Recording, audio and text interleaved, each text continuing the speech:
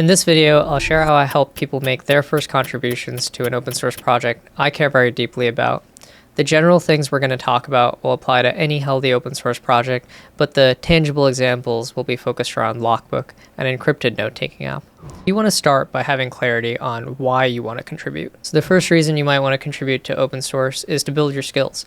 We live in this golden age where the highest performance, most widely used, most technically interesting software projects are all open source, and you can just look at the code and learn about them. The other thing you might be looking for is community of people who share the same values as you and are excited by the same things you're excited by.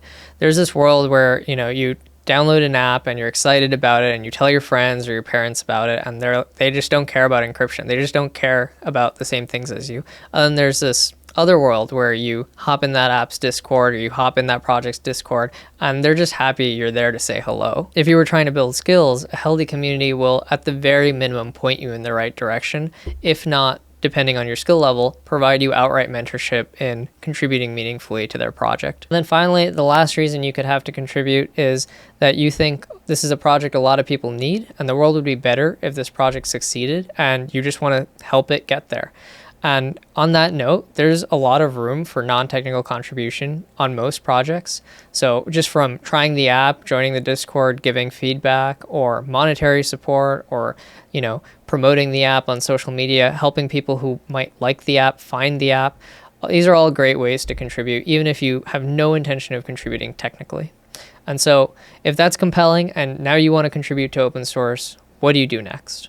Well, you should try to learn the project as deeply as you can. Start with the marketing page of the project. Try to understand how this project is positioning itself within the marketplace. You want to be on the hunt for reading material. A marketing page will generally link to a blog, a documentation site, and the source tree. The main thing you're going to be trying to extract from all your reading is what are the values of this project?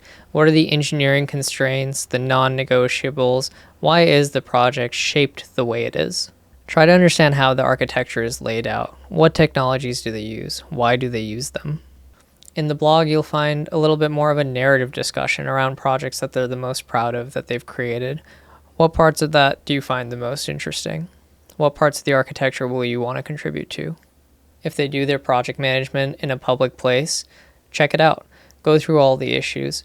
What are some of the most requested features? What about the oldest features that are the hardest to implement?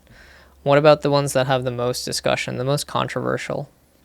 And then lastly, see if they have specific guidance for new contributors, whether in the form of a contributing.md or a dedicated section on their website that sort of describes the various ways people can contribute. Hopefully at this point, this is a project you want to contribute to, and you're ready to make an introduction. For some projects, this is going to be as simple as hopping on an issue and saying, I'll do this if no one else is doing it. For other projects, it's going to be to go to where they communicate and start a discussion. For some projects, that might mean Slack or IRC or Matrix. For our project, it means Discord. And like I said, you can communicate with us well before this point and introduce yourself and, share what you like about the app, share what you don't like about the app. At this point, you probably want to state your intentions and, say that this is the skill level I have. This is the part of the code base that I'm the most interested in contributing, or, this bug really bothers me as a user. I want to fix it. And can I have help? And at this point, hopefully someone will be able to point you in the right direction, tell you what skills you need to build, or maybe you have the skills already and point you at the files that you need to change to get started. With that relationship formed, it's time to actually do the work. So if you've never sent a pull request to an open source repository, this is something like how it's going to go. You're going to create a fork. That's a place you can make changes in your own domain. While you're working on the changes, be communicative of your status. Definitely try to figure things out on your own, but if you get stuck on something, ask questions. Once your changes are ready and you've tested them locally, it's time for you to create a pull request. This is what describes all your changes and creates a place that people can give you feedback and test out your changes. So at this point, hopefully you're getting feedback that you value and you're learning from and that you can grow from. And hopefully you don't feel like someone is wasting your time. If your changes are accepted, congrats, you did it. You contributed to open source. Hopefully that was an enjoyable and rewarding experience for you and it's something you want to do again. And if that's the case, now maybe you can expand the scope of your contribution and solve harder problems or solve problems that interact with more of the code base, increasing your influence over the project. If you want to see how I put this into practice, hit subscribe. I'm going to upload videos on how I'm contributing to Lockbook. If the project Lockbook sounded interesting, check out the other videos, and well, now you know how to engage with us, so I hope to see you in Discord. Thank you.